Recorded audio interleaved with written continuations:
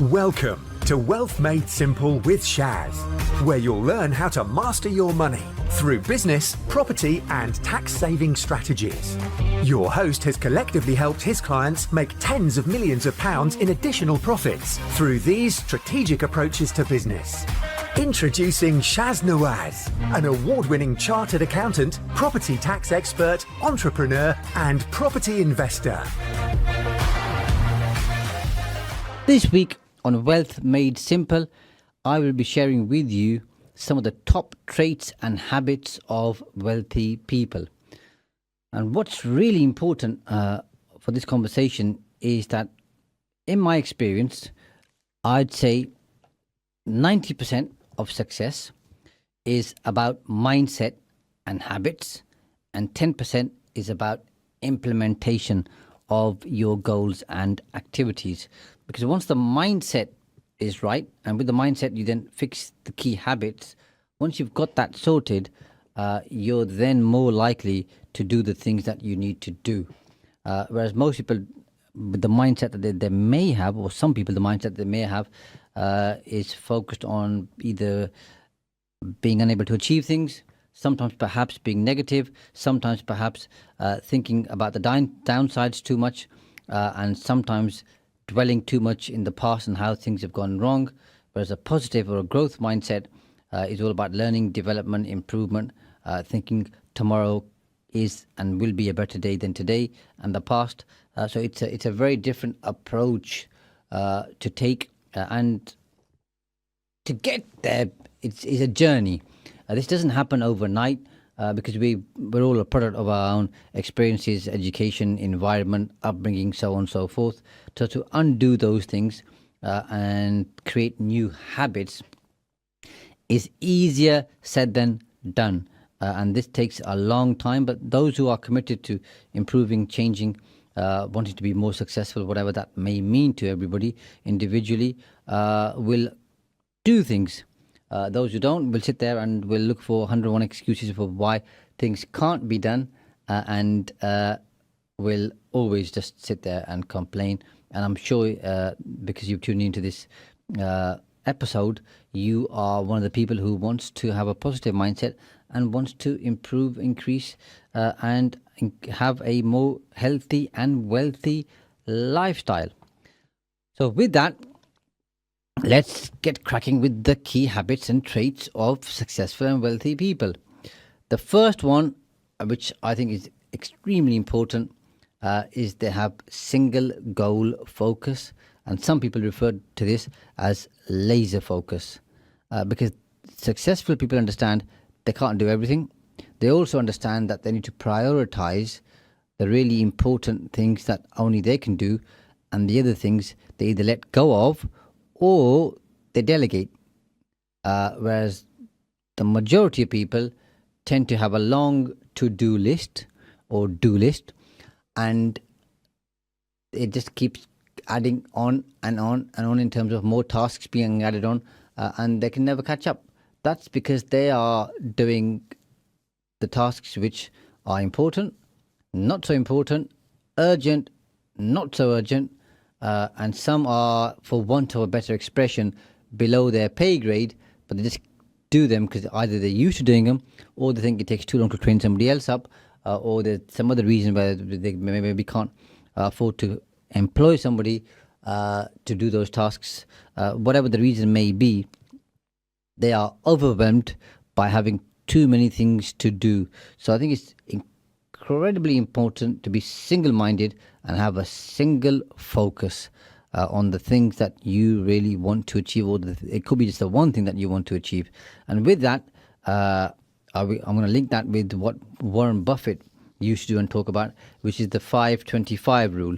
And to simplify it, he talked about listing out your top 25 goals and then prioritizing them from 1 to 25, 1 being the most important to 25 being the least important. And then it says the top 5, keep those, the other 20, get rid of them, and just focus on those 5 alone, because then it gives you a clear focus, a clear direction, and you know exactly what you're looking to achieve, and that tends to work well. So if you're looking to achieve different goals, prioritize them and see which ones are most important to you, and then focus on those.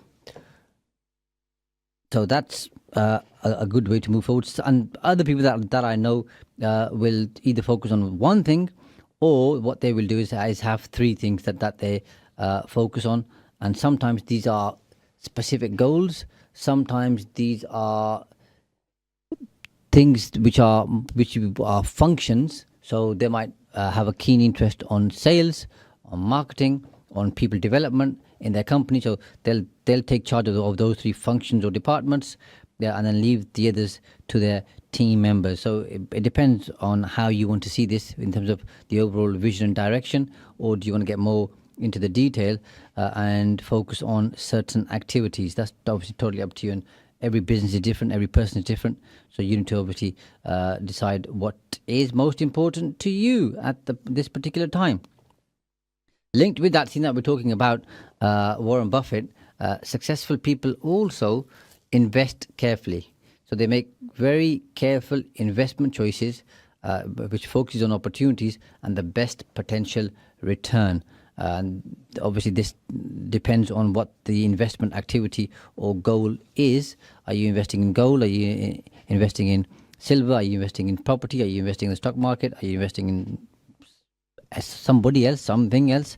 And everybody has different goals and aspirations towards that. But I think it's incredibly important that you focus very carefully on your investments. Let me give you an example.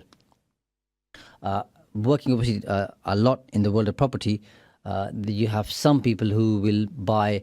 Let's talk about commercial property.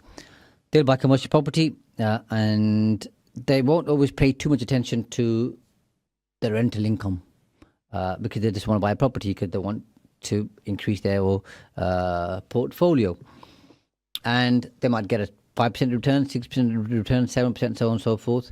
Yet the smart people, okay, that I've seen, will have a very clear number in terms of the return on investment they want every single year. And some will focus on minimum 10%. Others I've seen work on 12.5, 15, sometimes even 20. Now, with 20, you've got to carve up a property to increase the rental income. But I think 10 to 15% is achievable as long as you're smart about the whole thing. And this is where you make your money work harder for you. Because think about it, if you buy a property for £20,000 and you're not diligent about the return in terms of the rental income, and you're on a 5% return, your rental income is £10,000 per year. If you're smart about it and you think, I'm looking for a 15% return, then your rental income will be 30,000. Big difference between 10 and 30. And there's lots of deals available out there, by the way, which give you a higher return. Alongside that, then obviously you can think about how can I carve the property up, change it around, break it into different sections to increase the rental income, or to change the layout, or to extend a property. But it obviously depends on your perspective. We end up achieving what we set out to achieve in the first place, although those who don't set out to achieve much in the first place end up achieving less, if that makes sense.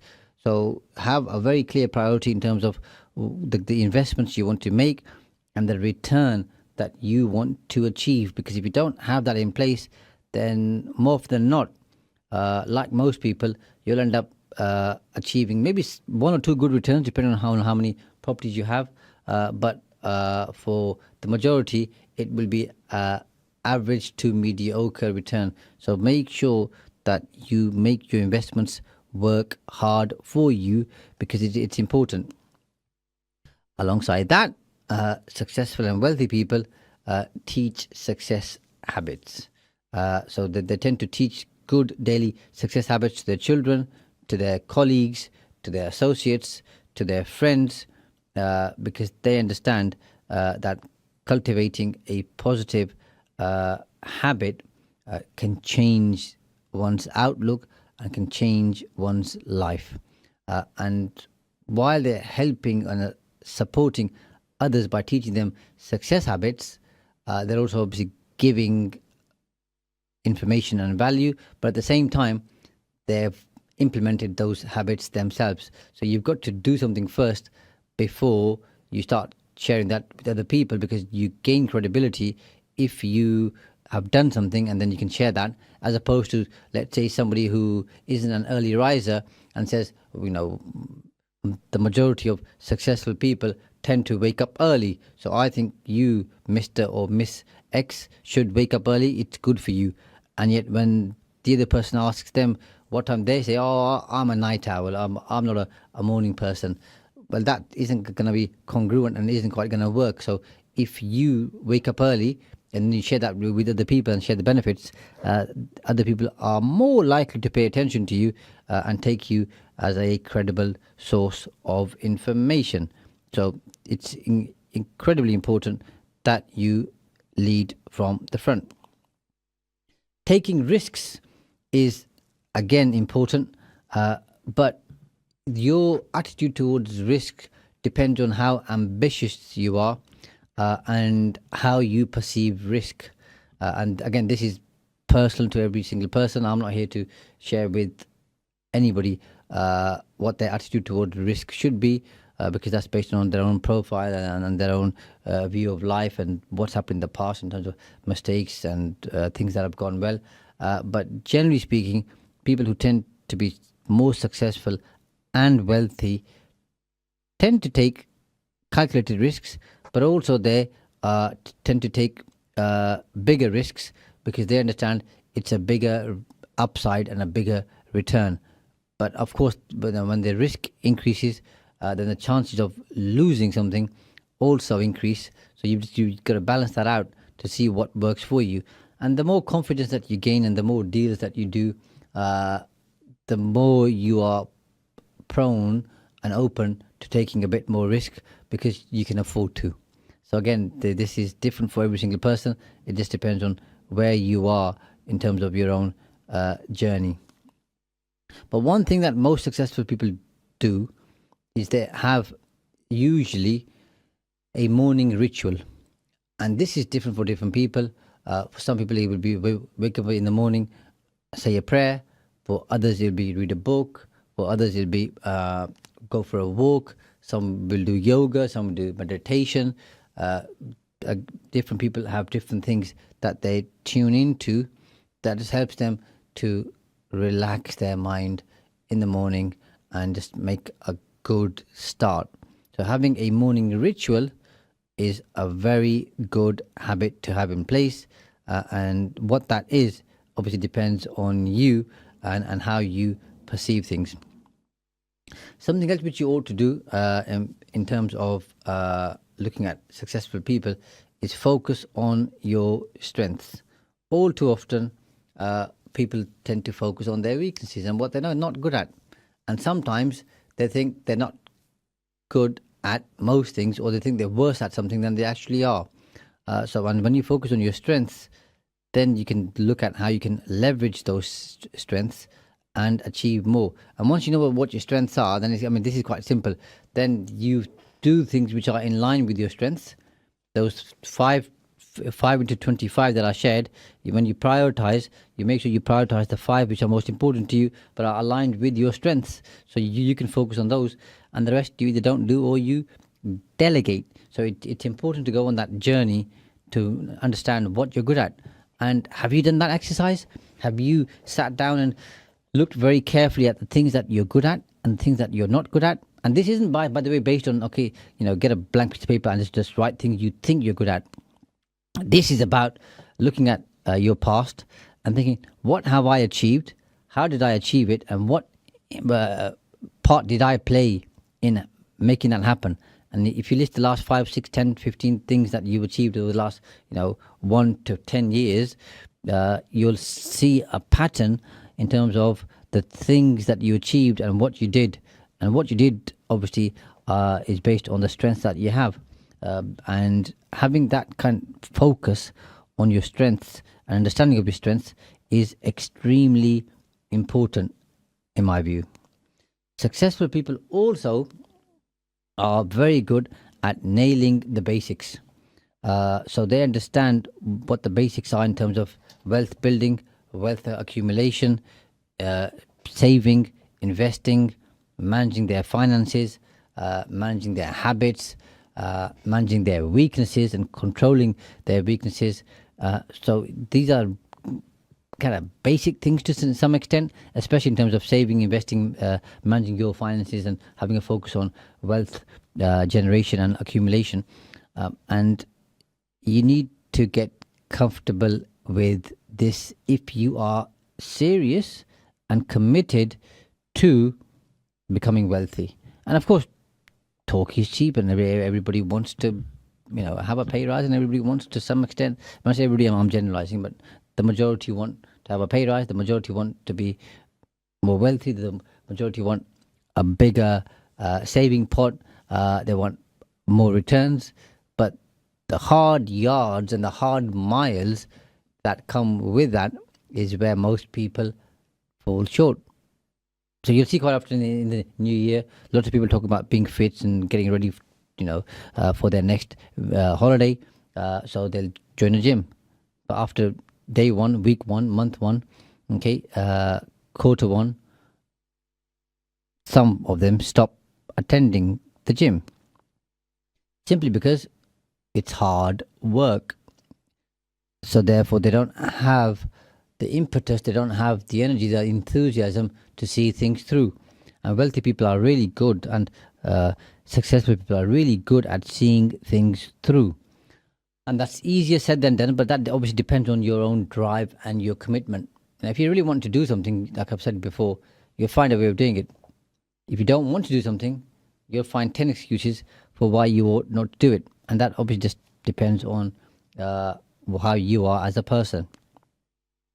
Personal responsibility is also extremely important, and this will differentiate you from the majority, because the majority tend to blame circumstances, the situation, the environment, the economic climate, and more often than not, other people for their lack of achievement, for their shortcomings. Because remember, it's always somebody else's fault, isn't it? Whereas those who are successful and are wealthy will take responsibility for everything that happens in their life. I think it was Earl Nightingale who said, "We're all self-made. It's only the rich who admit it." So wherever we are in life, in terms of our circumstances, a huge part of that is determined by the choices we've made. Not 100%, because there are other factors which we have no control over, but more often than not, there's enough scope there for you in terms of the choices that you've made, in terms of taking responsibility for your situation. And if you take responsibility and you are accountable to yourself, you'll be more determined, you'll be more focused, and you'll achieve more. But if you point fingers at other people or other circumstances, then you are less likely to achieve. So take responsibility for everything. Have broad shoulders, and if something goes wrong, say, what did I do wrong? What could I do better? What can I learn from this going forward? See that challenge, that problem, that issue as a gift, and think, this is a gift. What can I learn from it? And then implement that learning going forward, because not every day is going to be plain sailing. We will have ups and downs. That's called life. But it's about learning from the ups and downs and changing our objectives, our view, our actions in line with that, to make sure that we have a better outcome in terms of the future. Self-belief and confidence, I think, is a hugely important trait. And lots of people out there will suffer from imposter syndrome, where they think they shouldn't be where they are. Others will not quite have the confidence for whatever reason. based on their own negative thought pattern, in terms of they don't have enough education, they don't have the right upbringing, they don't have the right circle of friends, they don't have the right opportunities. It's a long list, and there's no point me talking through every single point on that particular list. But whatever that reason is, they always knock themselves back, and they don't take the chances, and they don't move forward with confidence. And I think confidence is something very internal, and it's just about applying yourself and having enough faith backing yourself. Because if you don't back yourself, why should somebody else back you? If you don't believe in yourself, why should somebody else believe you? And again, this is easier said than done, because everybody's had pretty much a different upbringing, and that's unique to them. So it's difficult and inappropriate, I'd say, for me to comment on one's personal experiences. But what I can say is, you can change and you can improve based on how committed and how driven you are to make that change. And if you are, you'll do it. If you aren't, you won't do it. But again, I think it was Henry Ford who said, whether you think you can or you think you can't, you're right. Now, some people argue that Henry Ford didn't say that, so whether he did or whether he didn't, either which way, it does make sense, and it is important. As I said earlier, no matter what happens in life, one thing that we're all guaranteed to face is setbacks, failures, challenges, hurdles. And what differentiates successful people from the not so successful is how resilient they are. Now, you're not going to be successful at everything. Not everything's going to go right. Whether you're making investments, whether you're running a business, whether you're working in a job, whatever you're doing, not everything is going to go your way. And when things don't go your way, depending on your attitude towards taking personal responsibility for that, and depending on how you react to that, will determine the outcome for you in the future. So setbacks are just an opportunity for you to say, let me have another go. Let me try things differently. Let me see why something didn't work, and what do I need to change now to try and increase and improve the chances of success. And then if you keep trying again and again and again, you will get there. But again, most people fall at the first hurdle. They try it, it doesn't work, and they say, oh, this thing doesn't work. Well, it's not that that thing doesn't work. It's that that person was unable to make that thing work. So you just got to find a different way of making it work. And that obviously depends on how resilient you are.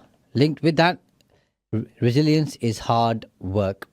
So speak to any person that you know who you deem to be successful, and they'll say to you, I've had to work extremely hard. I've got a strong work ethic, and I show up and I work harder than my peers, and I put more effort in today than I did yesterday, than I did the week before, the year before, so on and so forth. And hard work, gives results, period, full stop, guaranteed. But the amount of hard work that you're willing to put in will determine your outcome, and that depends on how motivated you are. And like I said to you, success leaves clues, and Kieran and I have talked about this a lot in the past.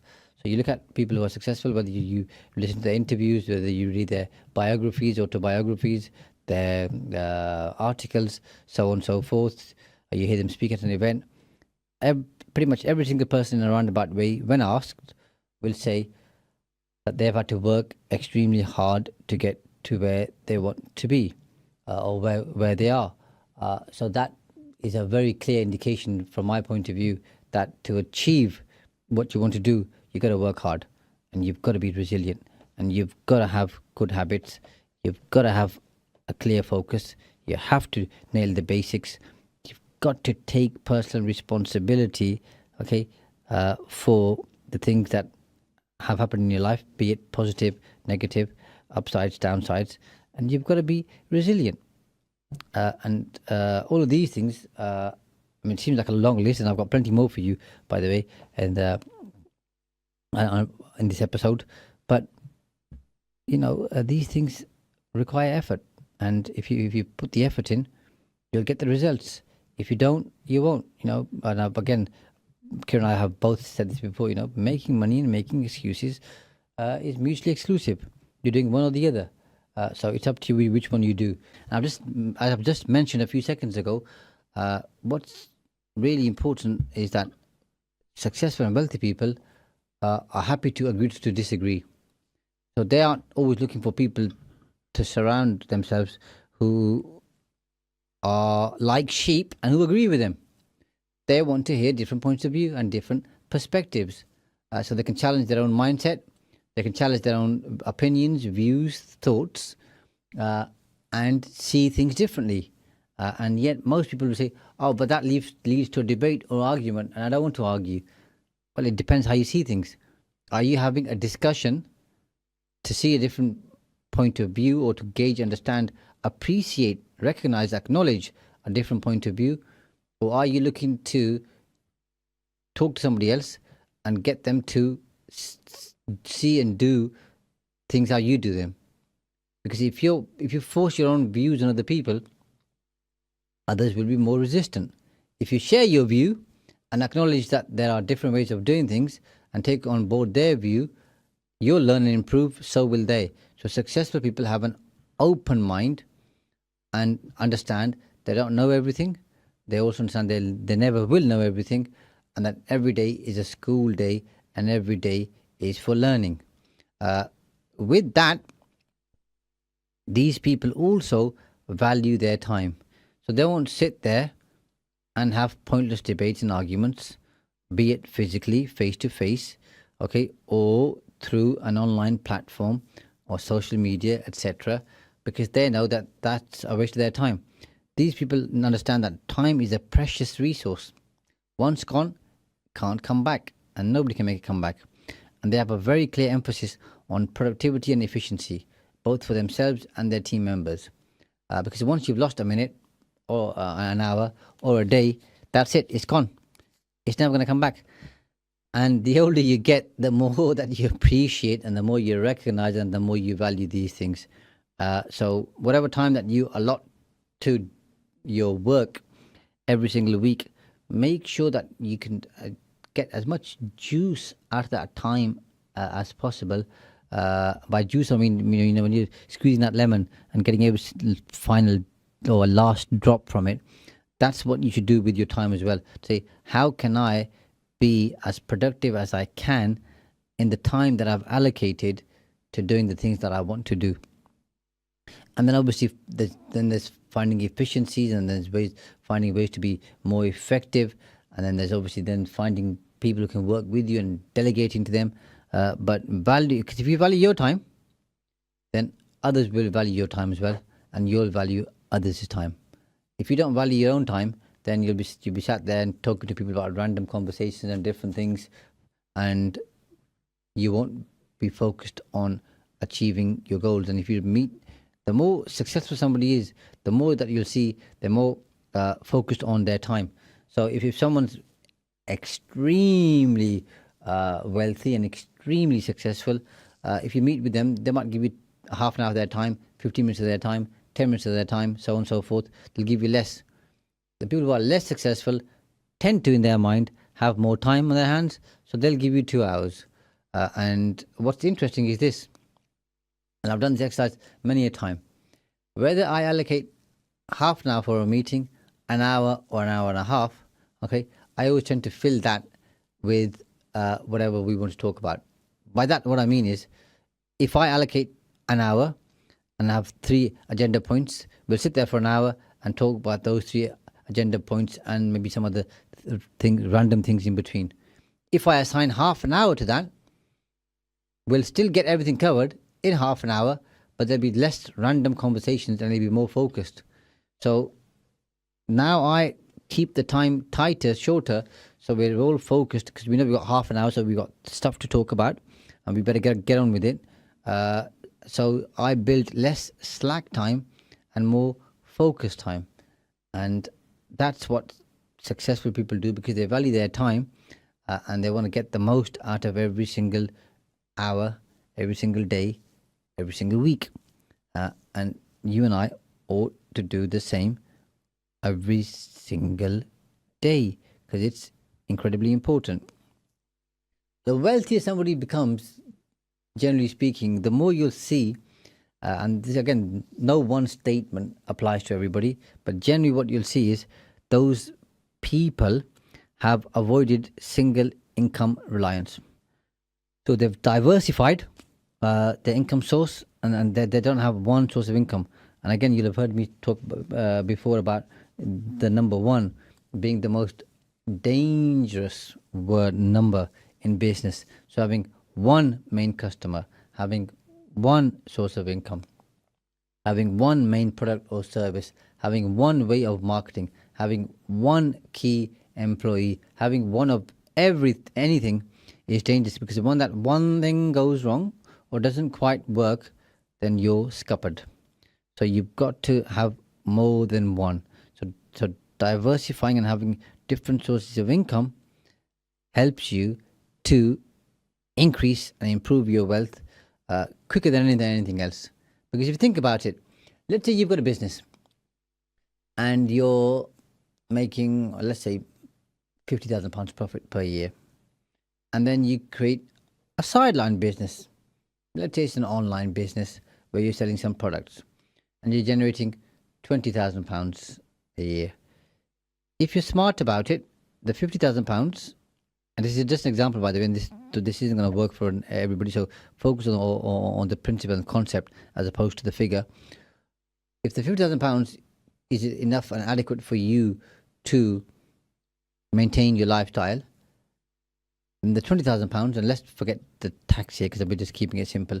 Let's say this is after tax.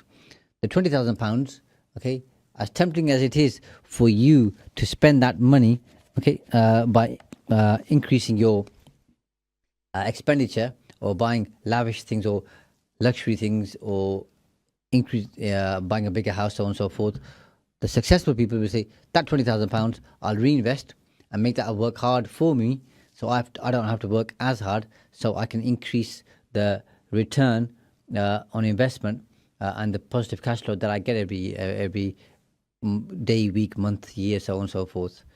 Whereas the majority will say, I've got 20 grand more coming in a year, let me go on an additional holiday, let me go on a bigger, better holiday, let me upgrade my car, let me buy expensive clothes, so on and so forth. As tempting as that is, successful people believe in delayed gratification, and they believe, okay, in paying it forward. Whereas those who aren't as successful just want to spend every penny that they have and live for today, and let's not worry about tomorrow because we'll cross that bridge when we get to it. And I think that's not a good place for you to be. So think of creating a second or additional source of revenue and income. And this can complement your existing business, or it can be totally different. And remember, if you think, I don't have the time. Well, if you've got that, using the example as I shared earlier, if you've got that £20,000 coming in on top of your main business, well, you can then do a joint venture. You can be a silent partner.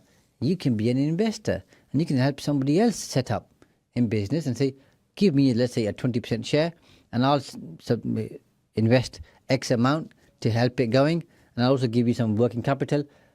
And in return, obviously, I own part of the business, and that will give you a regular return. So you don't have to do everything yourself. There are smarter ways to leverage your time and to also leverage the capital that you have. So think about how you can do that. Another important trait is practicing gratitude. So this is maintaining a mindset of gratitude towards other people, towards your situation, towards whether you believe in a higher being, towards the higher being, towards your mentors, towards your teachers, towards your gurus, towards your parents, to your family. and saying thank you more often than you ought to, and recognizing when other people go out of their way to help and support you. See, we're all pretty good at, by the way, picking faults in other people. We're all good at complaining, moaning when things don't go right with our team members and people around us. We're not so good at praising other people, giving them credit, and sometimes giving them more credit than they due, and thanking them. So balance it out. Observe yourself and catch yourself out. For every time you say thank you, how often do you moan and complain? And see what that proportion is, and then tip the balance and change it, and make gratitude more important. Because the people who are grateful are the ones who recognize that they don't know everything, are the ones who recognize that they need support and input from other people, are the ones who recognize and value input from other people. And when you recognize input and value from other people, people are willing to go the extra mile for you. So personal responsibility, so very simply, which we just shared earlier on, take responsibility for everything and point the finger at yourself when things go wrong. When things go right, be grateful and give the credit to somebody else.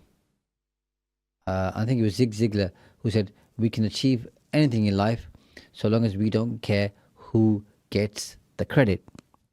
So give the credit away, and in return, get people's appreciation, value them, they'll do more for you. It's a very simple exchange and formula. Something else which I think you ought to do on a regular basis is generate ideas and generate new ideas. So different people do it different ways. I've seen some people say, every day I want to generate 10 new ideas, which will help me become creative and innovative. Others will get their team members to do it. Others will say one idea a day, one a week, one a month. Or sometimes they'll focus on different departments and different areas of their life and different areas of their business, different areas of their relationships, so on and so forth. But generates new ideas and then implement them and try them out. And lo and behold, what you'll find is most of the ideas that you generate, probably won't work. But in between them, there'll be some that do work and will be a mini game changer. But you only learn that and you only get that by implementing and coming up with ideas. And again, you don't have to have all the ideas. You can talk to people. So I do this quite often, by the way, and I'm happy to admit it. Whether I'm on a train or a plane or a restaurant or waiting somewhere, I'll always try my best to make an effort to talk to other people. Okay, and through that, as you talked, and depending on how long you're talking to them for, I always tend to generate at least one idea by listening to their stories, by listening to what they do, by being interested in them. And that particular strategy, if I call it a strategy or approach, okay, alone gives me enough ideas every single year, okay, to implement in my business, which is more than sufficient. While I'm on the topic of talking to people, successful people observe what's called active listening. So they pay attention to when somebody else is talking, and they tune in and they listen attentively. Now, a good way of doing this, and this requires practice, by the way, if you want to observe active listening, what you do is when someone's talking to you, repeat what they are saying to you in your head. So as they are talking, you're a couple of seconds behind them, repeating exactly what they are saying. And what that will do is help you to focus. Initially it's hard because we're obviously used to just listening and looking at people. Whereas when you're doing that, then you're focusing, partly listening to them and partly obviously following what they're saying in your mind by being a couple of seconds behind them. But once you get used to it, what you'll see is you pay more attention, you listen more, you're more engaging, you ask more questions, you ask better questions, you retain more information, and the other person can see that you are attentive and you're interested in them, and you are acknowledging what they're saying. Therefore, they think you're an interesting person. They're happy to talk to you again. They're happy to share ideas with you, and you build a better relationship. The worst thing you can do is be sat in a room, okay, and not be in the room. And your mind is wandering somewhere else and you're thinking about something else and someone's talking to you. Because believe me, okay, most people know when someone's not in the room. The body language gives it away. The lack of eye contact gives it away. The lack of enthusiasm, the lack of engagement gives it away. So practicing active listening is very important because it's going to help you come across as being interested in others. If you're interested in others, others will be interested in you.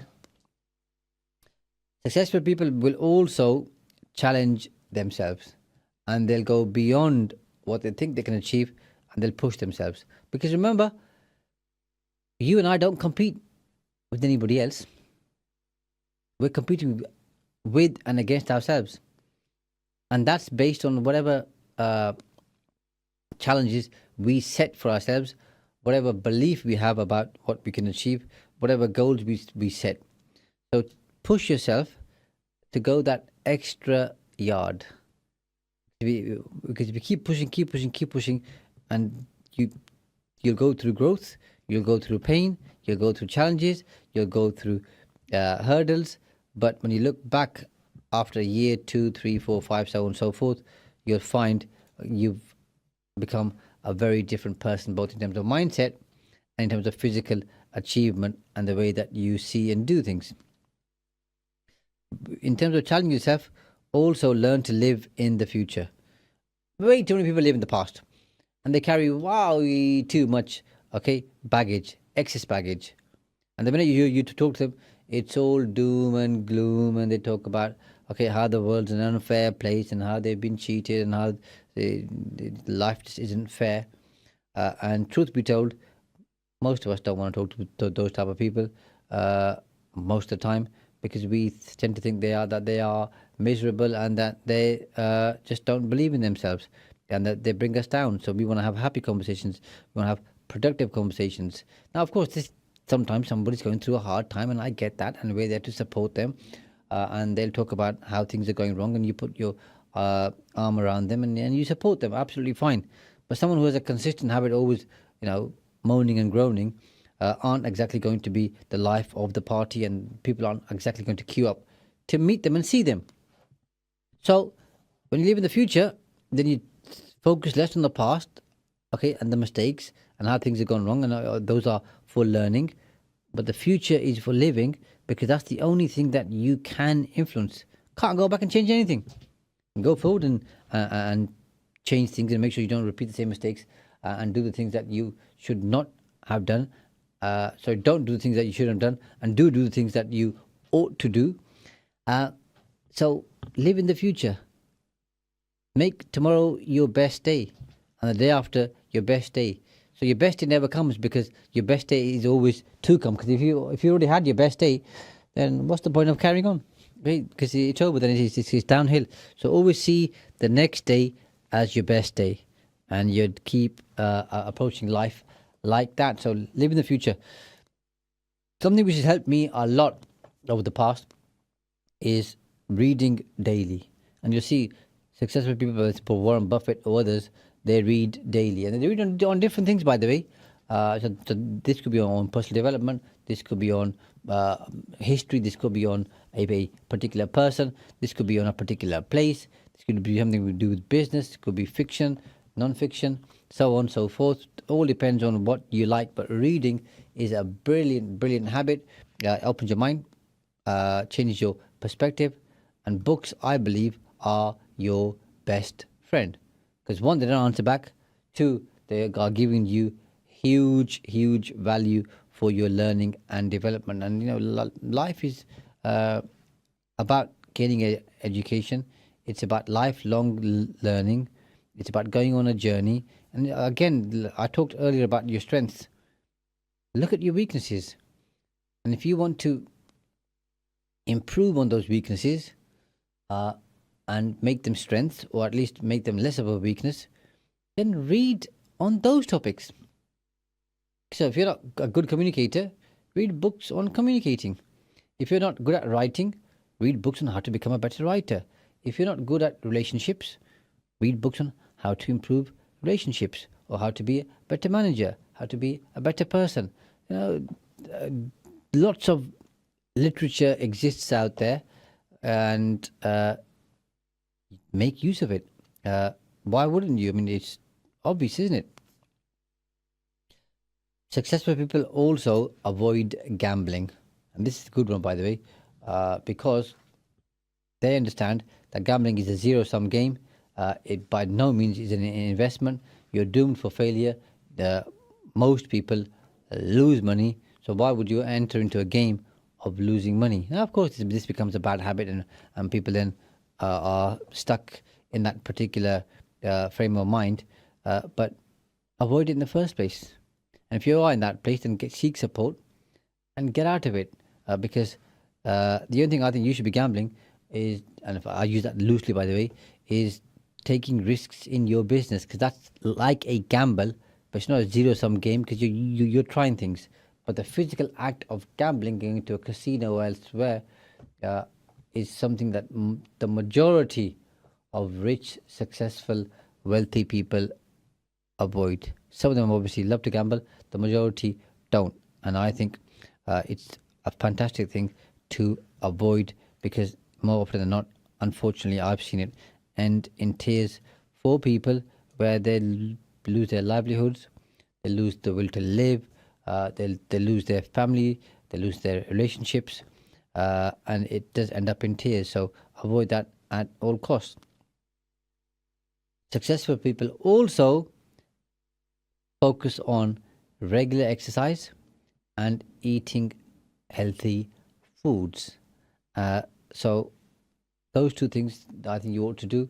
And even if exercise for you means going for a walk, I think it's one of the best things, because some of the greatest conversations that I have had, and some of the best ideas that have come to me or to me through talking to other people, is when we've gone for a walk.